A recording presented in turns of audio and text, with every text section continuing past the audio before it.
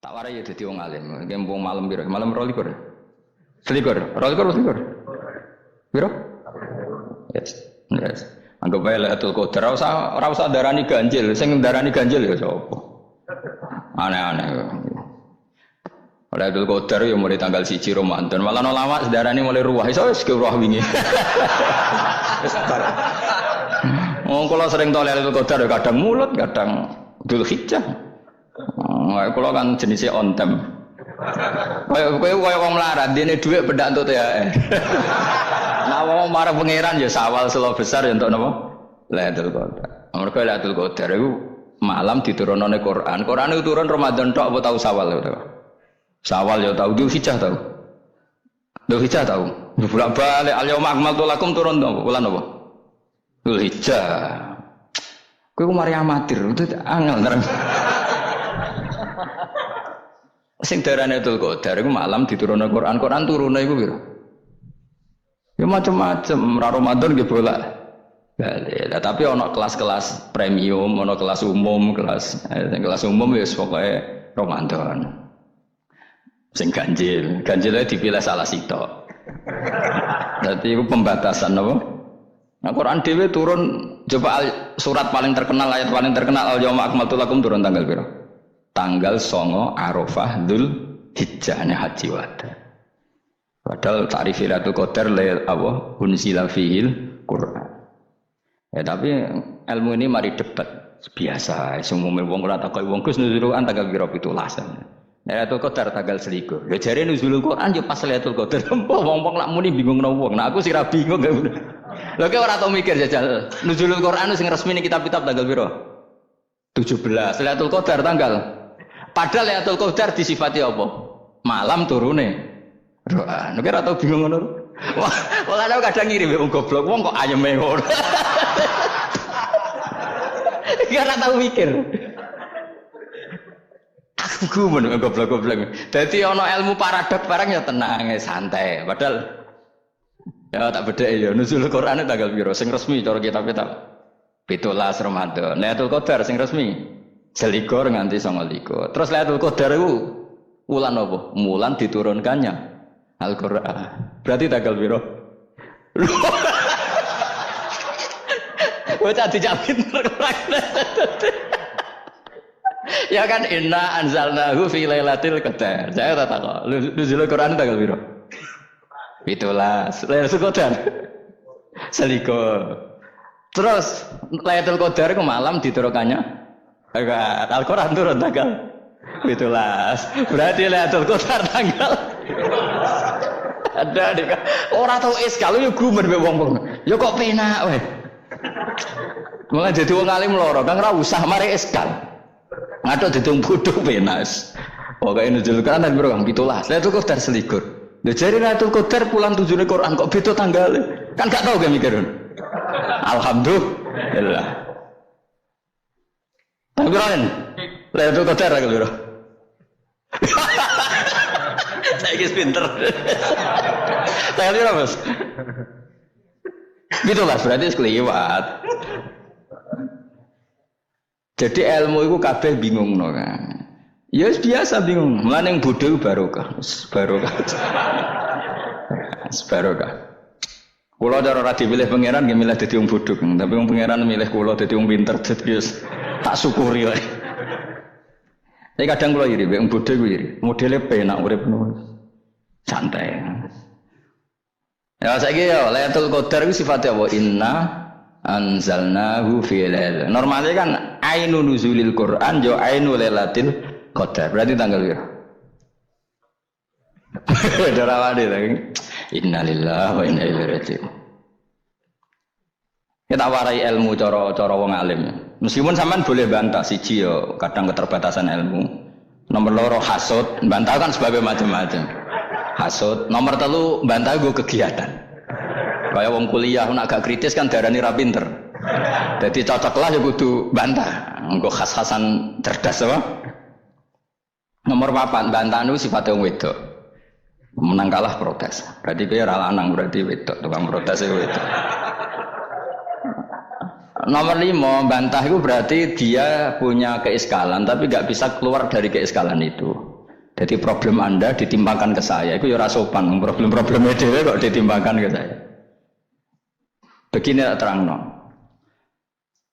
Hukumnya Allah Ta'ala itu ada yang berstatus itu lugu. Lugu itu ya lugu ummi. Karena agama ini memang ummi. Ummi itu lugu.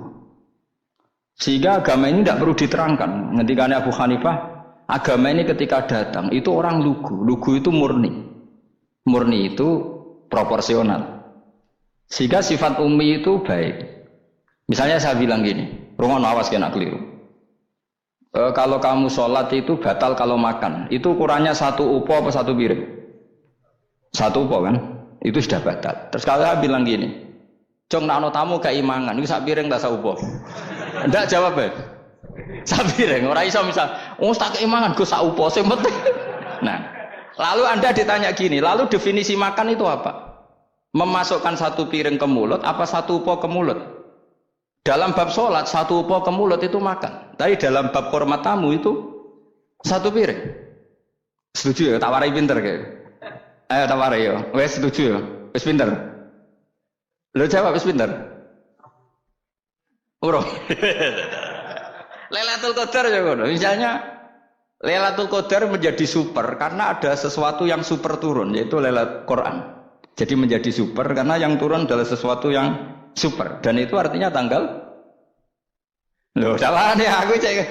Iku teke tanggal 21 kabeh sing ngaji ning kene. Oh jelas inna anzalnahu fi lailatul qadar. Rujuke ning ndi? Quran kan? Wa ma adraka ma lailatul qadar. Lailatul qadri khairum min alfi syahr. Makanya Lailatul Qadar itu ya bisa saja tanggal 1 kemarin sudah kelewat. Buat entah ini jebelis baris dada atau mungkin Sa'ban. Jadi perdebatan ulama tentang Lailatul Qadar, malah ada wali yang bilang saya tiap hari mendapat Lailatul Qadar. Nah, itu malah kelas semenah, itu malah pusing, malah apa? Pusing. Udah gak usah mikir itu. Jadi hukumnya Allah itu ada 2. Ada hukum itu lugu dan ini bagus. Makanya saya itu kenangan saya terbaik dalam membela Allah dan Rasul. Saya ulang lagi, kenangan saya terbaik dalam membela Allah dan Rasul itu masalah faraid. Dulu mungkin banyak yang ingat lah ketika tahun berapa lupa saya, tapi ada seorang menteri dan pakar Islam menggulirkan isu hak waris itu sama, lelaki dan perempuan sama. Alasannya karena perempuan sekarang kerja.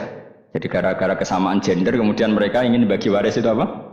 Sama lidzakari bisuhadil unsayain itu ditentang. Gerakan itu pernah menguat, termasuk yang bisa dengan tanda kutip bisa menghentikan gerakan itu termasuk itu saya. Yang punya pikiran gitu tak parani, tak tantang begini. Saya bilang gini, Anda ngomong ini itu karena pinter apa karena tren? Tak tanya, ya karena pinter. Saya ini kan orangnya keren, punya kepangkatan jos lah. Ya kepangkatan jos, kepangkatan dunia, mesti nak cara pangeran bojos ora ya ora roh. Cara ukuran dunia itu jos loh. Tak tanya, saya itu Pak Ba, termasuk yang setuju gerakan kesamaan gender. Dulu kan lelaki perempuan itu beda sekali karena lelaki kerja perempuan tidak. Sekarang sama-sama kerja maka warisnya harus sama.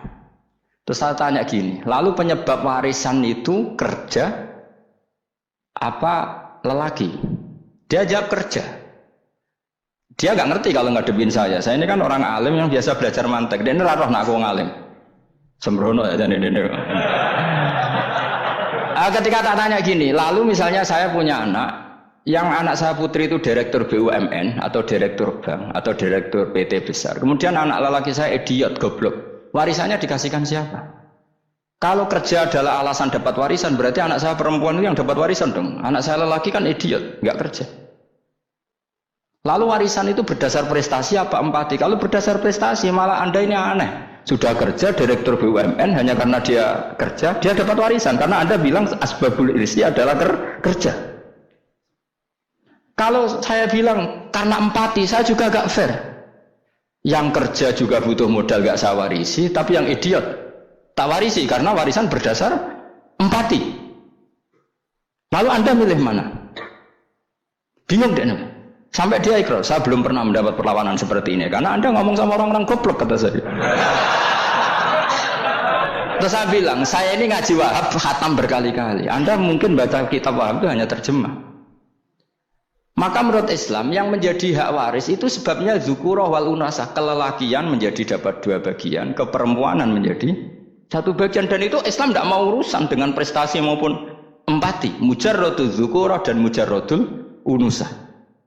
Sehingga dengan seperti ini tuh Islam nggak ribet. Coba kalau kamu pakai ilatul hukmi, pakai cara berpikir logika, malah ruwet. Karena tadi kalau kesamaan gender itu karena perempuan kerja, lalu misalnya yang lelaki idiot misalnya atau pengangguran, warisan kamu kasihkan siapa? Kalau kerja itu menjadi alasan hukum, kamu kasihkan yang perempuan kan? Aneh enggak? Yang sudah kerja malah kamu kasih warisan yang nganggur? Enggak. Berarti berdasar prestasi atau berdasar empati. Kalau kamu dapat warisan, idiot dulu dong. Idiot dulu, goblok dulu, kecelakaan dulu, baru dapat warisan karena dapat empati. Yang sudah PNS enggak perlu dapat warisan karena sudah juga ruwet. Fikih seperti ini ruwet enggak? Ruwet.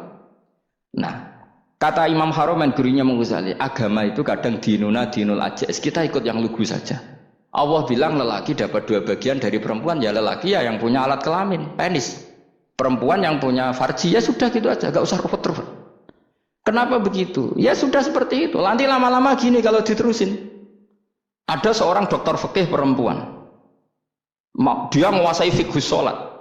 Ruhin lanang tapi gak menguasai fikih sholat. Rohnya mau pesolatan misalnya.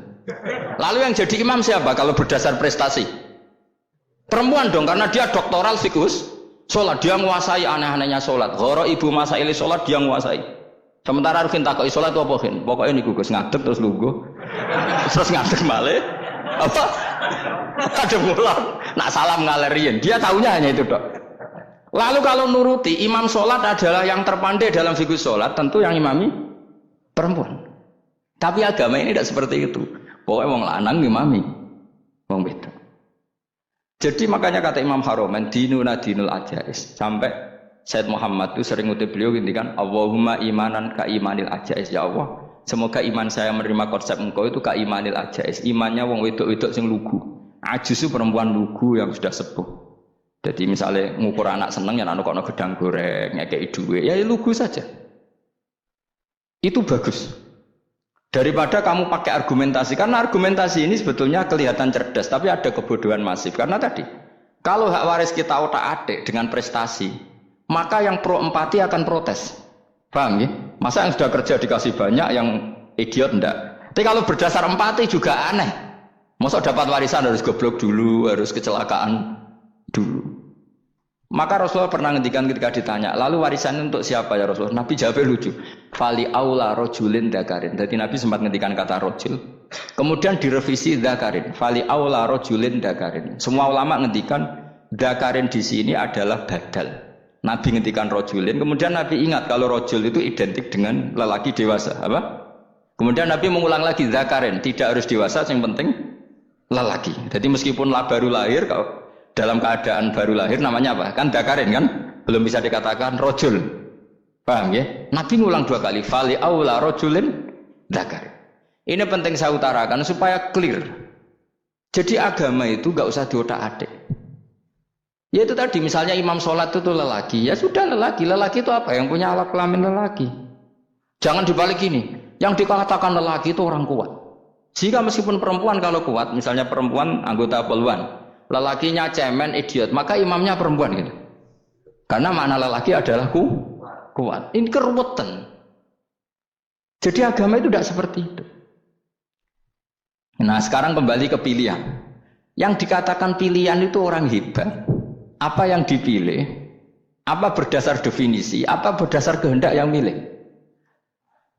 Ya kok mulai pinter, tumben udah pinter. Alam raya ini milik Allah. Dan semua di alam raya ini milik Allah. Maka dipilih tidak dipilih itu terserah yang punya apa terserah kita. Apa terserah kriteria, apa terserah definisi. Dalam konteks kita sebagai objek diambil, tentu terserah yang punya.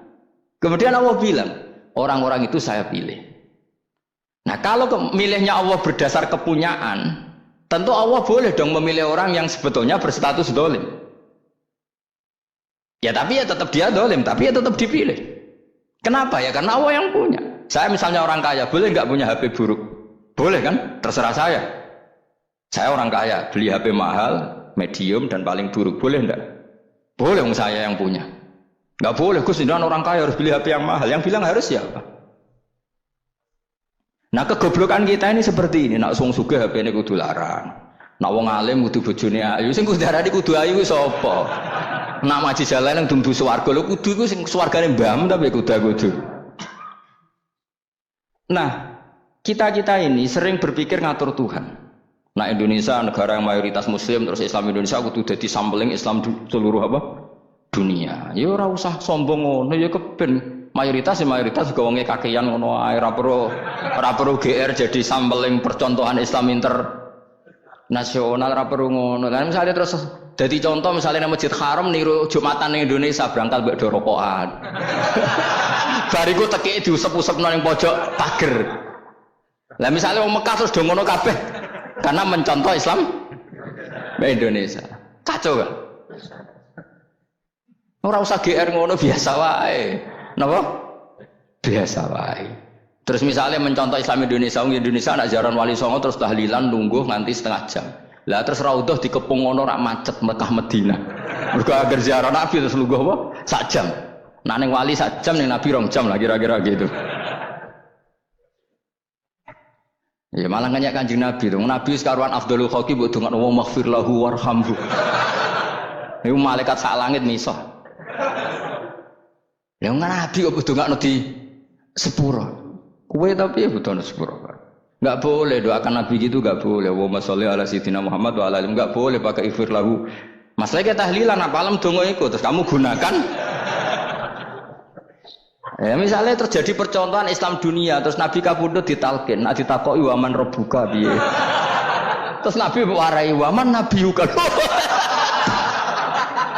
Mesti Nabi yo pro, aku Nabi coba takoki. Jadi kita ini sering kumo luhur karena kita mayoritas terus jadi percontohan Ora usah ngono. Paham ya napa? Ndak usah ngono, mayoritas ya mayoritas sae, tapi ora usah GR jadi apa? Percontohan internasional. Mungkin kalau masalah Islam damai ya bagus. Tapi itu kan tidak hanya Indonesia. Di mana-mana yang Islam damai juga banyak. Dan yang tukaran juga banyak. Toh yang tukaran nggak pernah maklumatkan diri ini percontohan janda. Ya biasa saja. Saya ulang lagi ya. Maka menurut saya nggak akan benar pendapat Khawarij atau pendapat Islam yang keras bahwa orang dosa besar itu keluar dari Islam. Karena ketika Allah mengatakan kemudian aku pilihkan kitab ini tak kasihkan orang-orang yang saya pilih, itu diantara yang pertama adalah meskipun mereka sebagian tetap zalim. Artinya tetap zalim itu tidak menjadi dia keluar dari status Islam. Paham ya? Sekarang saya tanya, yang dikatakan warga Indonesia itu siapa? Ya siapapun yang bergeografis di Indonesia, lahir sebagai akte Indonesia, ya orang Indonesia. Kemudian ada yang penjahat, ada yang maling, kita penjara. Apa dia keluar dari kebangsaan Indonesia? Enggak kan? Sama ketika orang Islam menjadi zina dan fasik koruptor, keluar dari Islam enggak? Enggak. Karena Allah tetap bilang faminhum. Apa? Faminhum. Jelas ya? Wes kayak gak ngarah Khawarij. Kenapa? Kalau Khawarij cara berpikir itu ekstrim. Setiap dosa besar itu mengeluarkan orang dari status Islam. Oh, itu bahaya sekali. Karena nanti kalau itu iya, kita akan kehilangan banyak orang nopo Islam. Makanya Nabi nanti ngendikan, saya berharap yang nanti masuk surga dari umatku itu separuh, 2/3. Itu kata ulama-ulama. Kalau kita pakai mazhab Khawarij, orang Islam itu tidak sampai 1/3. Karena banyak yang keluar dari Islam.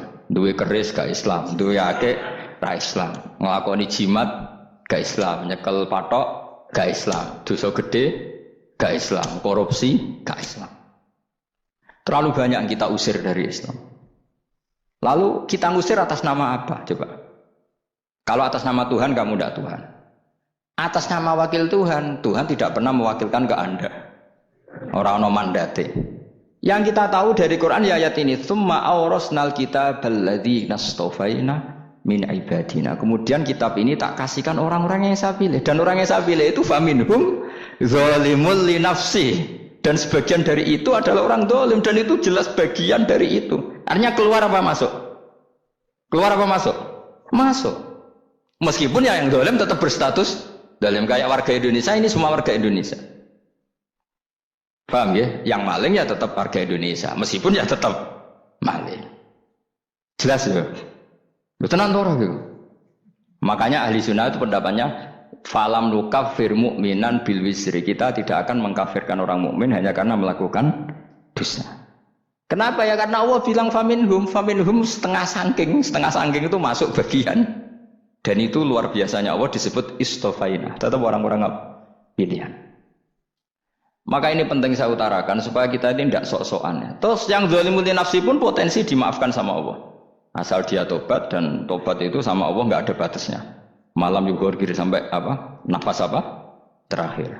Dan kadang orang itu sebetulnya nggak niat tobat, cuma ada perilaku tertentu sehingga dadian Allah itu simpati. Itu juga banyak yang diterima tobatnya Allah. Makanya kata ulama-ulama itu, istighfar itu tidak syarat diampuni. Yang menjadi orang terampuni itu kehendak Allah. Istighfar itu bagian kecil dari syarat-syarat itu. Bisa saja orang tanpa istighfar tapi diampuni Allah. Misalnya Allah dawuh wa yaghfiru ma duna dzalika limay yasha. Itu bukan limay yastaghfir tapi limay yasha. Contoh masyhur kan, kamu pernah dengar kan, ada orang nakal itu mau misah itu ya kira-kira lonte atau apalah.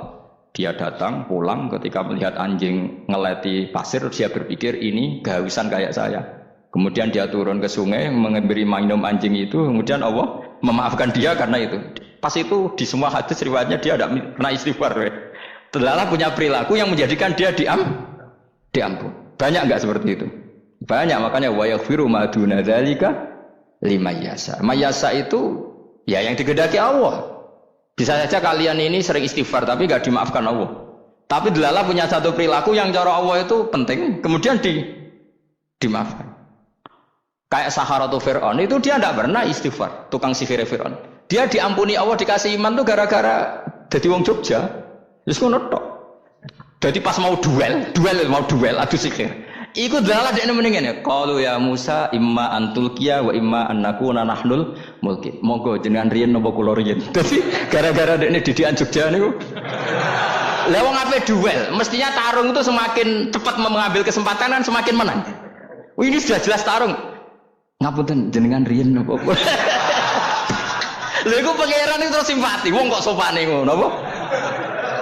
Akhirnya Allah memberi iman gara-gara apa? Imma antul qiya wa imma annakuna nahnul mulki. Monggo jenengan riyen. Lah Musa juga Allah juga enggak terima kalau nabinya kalah sopan. Sehingga Allah memerintahkan Musa adalah sopan. Mboten jenengan mawon. Jadi Nabi Musa qala bal alqu. Jadi Nabi Musa enggak jenengan riyen mawon. Jadi coba, itu kan unik. Dia tidak ingin diampuni Allah, tapi adalah dia sebenarnya satu perilaku yang menjadikan Allah itu simpati, yaitu kesopanan dia dengan Nabi Musa. Imma antulqiya wa imma annakuna nahnul. Nabi Musa juga bilang qala bal alqu monggo jenengan riyen mawon. Akhirnya sakit nggih nak ngoten. Makanya Fir'aun tuh mangkelnya bukan main. Ketika pertunjukan itu akhirnya kan Saharatu Fir'aun kan kalah. Setelah kalah langsung iman. Maka kata Fir'aun, ini jelas Musa itu guru kamu. Cuma pura-pura saja kamu pro saya. Lah buktinya apa? Jare buktinya tadi monggo-monggonan gitu. Makanya Fir'aun bilang innahu lakabirukumul ladzi 'allamakumus sihr. Wah, itu mesti Musa itu gurumu. Padahal ya gak kenal sama sekali. Cuma gara-gara monggo-monggonan tadi itu akhirnya terus pikirannya Fir'aun. Wah, mesti harus kenal suwi, mau gayane tok. Mergo gara-gara monggo-monggon, monggo jenengan. Mboten, monggo jenengan.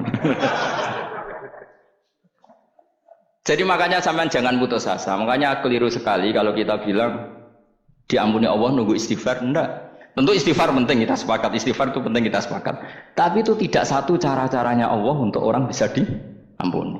Nabi misalnya ngendikan ana wa kafilul yatim kahateni fil jannah. Coba. Orang sering istighfar sama kafilul yatim, kira-kira surganya cepat mana? Cepat kafilul yatim meskipun enggak istighfar. Kalau istighfar terus tapi medit ra karuan. Tak jamin pun rokok alamatnya medit jelas nen rokok aku roh. Terus jelas. Al-bakhil itu koribun minan nar, jelas alamatnya deket-deket situ lah, paham ya? Wes jelas as-sakhi koribun minallah, koribun minan nas, baidun minan nar. Nah al-bakhil apa? Baidun minallah, baidun minal jannah, koribun minan nar. Jadi yang medit itu ya deket-deket situ alamatnya sudah jelas deket-deket neraka. Ana wa kafirul yatim kahataini fil. Berapa? Apa semua yang dimaafkan Allah Nabi nyebut syaratnya istighfar? Kebanyakan malah enggak. Orang alim misalnya. Makanya orang alim kalau jarang istighfar kamu enggak usah iri. Orang alim tuh mulang tok. Itu langit bumi mintakan ampun. Wa innal alima la astaghfiru lahu man fis samawati wa man fil ard hatta khitan fil bahr. Orang alim itu otomatis dimintakan maaf oleh langit dan bumi sampai iwak ning laut. Mengapa jendur Gus Pak jangan istighfar. Aku sing istighfar is akeh sembrono. Langit bumi no. Mulane kula nu jarang istighfar bukan karena saya sombong, memanfaatkan istighfar mereka no. Dan saya yakin itu lebih mandi timbang istighfar saya. Mun koman fis samawati nglebokno Jibril, Mikail. Orang-orang keren apa makhluk-makhluk apa keren. Saya baru cari hadis yang wa innal muta'allim sing ijek belajar tapi belum ketemu. Nanti kalau ketemu tak kasih tahu apa. Karena hadisnya yang saya baca masih wa innal alim apa? Orang alim jadi agak ketat. Nah, nanti kalau sudah ketemu wa innal muta'allima. Nanti dicari. Tapi pasti palsu kalau ada itu. Karena semua teksnya itu apa? Alim. Atau ya kamu alim dibanding yang di bawahnya ya semoga itu masuk apa? Jadi dibanding orang Papua kan harus alim. Saya ulang lagi ya, ini penting sekali. Jadi latihlah jangan punya gerakan takfiri orang lain dianggap kafir, orang lain dianggap kafir karena Allah tidak pernah mengusir hambanya. Meskipun apapun salah najiyah kata Allah tetap faminhum. Apa? Faminhum. Hum itu rujuknya ke yang depan. Jadi termasuk orang-orang yang saya pilih adalah faminhum zalimul li nafsi, tetap dia di arena itu. Nisbatnya Islam ya tetap di area Islam itu. Meskipun yang ya kayak warga Indonesia coba. Warga Indonesia itu siapa yang terlahir di Indonesia dan ber-KTP berkartu keluarga Indonesia sudah. Nanti tentu yang bajingan tetap bajingan, yang koruptor tetap koruptor. Tapi menjadi warga Indonesia atau keluar dari warga Indonesia? Tetap warga Indonesia. Kira-kira seperti itulah analoginya. Tetap istofaina tapi tetap berstatus faminhum dalim. Tapi rujuknya kan tetap faminhum ikut setengah saking alladzinas tofain. Mulane ngaji sing tenanan, kowe ora usah anut khawarit. Khawarit ku apa ngamukan. Sithik-sithik wong liya salah iku apa-apaan. Loh saya juga mangkel be wong dolim. Semua orang soleh mangkel be wong dolim, tapi ya dihukum saja. Misalnya dalam Islam ada qisas, ada ada hadul qadzab, hadus sariko. Ya hukuman ya hukuman saja, tapi hukuman itu tidak bisa menghilangkan status. Ya sama seperti manusia tetap manusia, meskipun apapun dia ya manusia. Ya tadi misalnya manusia itu siapa? Ya manusia itu ya manusia. Terus kamu bikin orang yang standar ideal manusia adalah yang berperilaku baik, yang nggak pernah salah. Kemudian kalau Zaid itu maling berarti tidak manusia. Terus barangnya apa? Ketek. Tidak bisa, makanya kembali lagi dinul aja. Kamu bikin definisi manusia itu tidak usah seangkuh itu. Manusia seperti ini manusia ya sudah, maling ya manusia, orang soleh ya manusia, orang sedengan ya manusia. Lelaki itu apa? Yang punya alat kelamin penis itu lelaki, titik sudah. Sehingga nanti warisannya ya dia lelaki. Sholatnya dia bergaya. Kamu tidak usah bilang gini, lelaki adalah yang cakap memimpin, yang maco, yang kuat. Jika kalau tidak seperti itu namanya perempuan.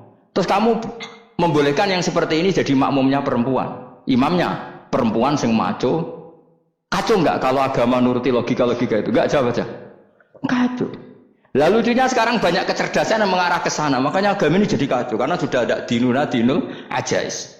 Agama ini agama ummi. Ya agama ini agama ummi. Kata Allah huwallazi ba'atsa fil ummiyin. Ummiyin itu lugu-lugu itu polos. Jadi kalau orang polos misalnya gini. Ini apa? Kira-kira kalau jawab orang polos ini. Jam. Bagus kan ya jam.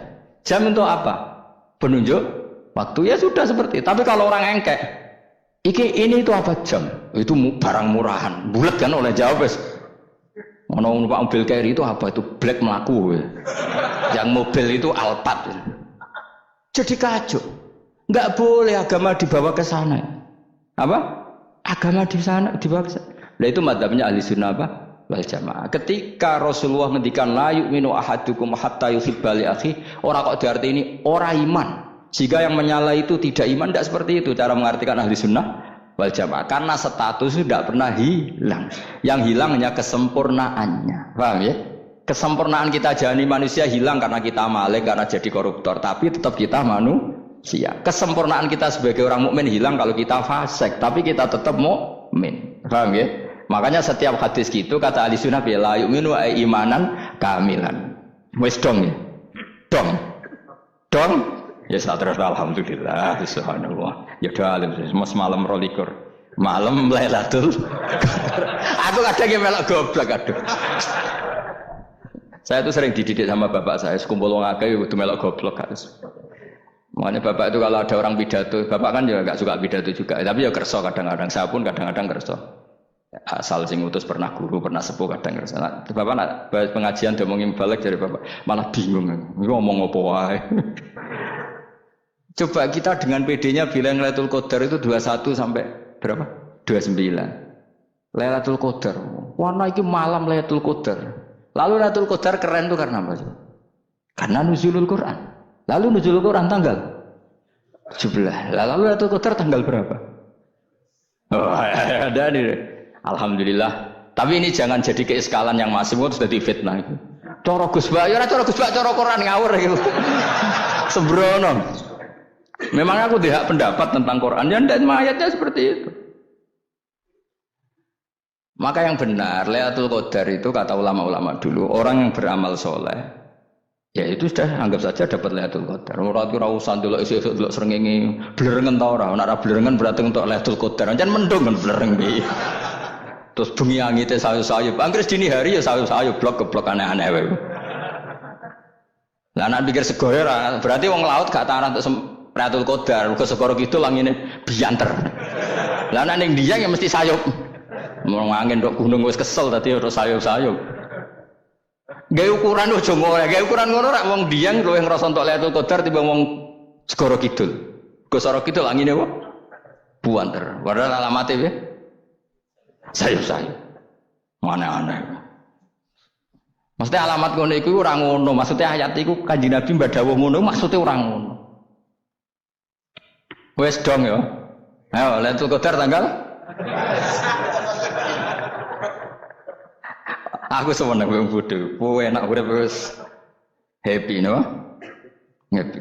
Ya saya ulang lagi ya. Jadi kejati dirian itu tidak bisa hilang dengan standar keidealan. Yang hilang itu standar apa? Keidealan. Misalnya kita maling ya eman lah sebagai orang mukmin kok maling. Warga Indonesia kok kriminal tuh eman, tapi dia tetap orang Indonesia. Orang Islam tetap Islam meskipun dia fasik. Sebab itu Allah ngendikan faminhum dzalimul linafsi. Sebagian dari orang yang saya pilih dia adalah orang dolim. Ya dolim saja. Jangan kamu katakan kafir ya dolim saja. Dolim kira-kira maknanya kurang ajar, kacau, kriminal.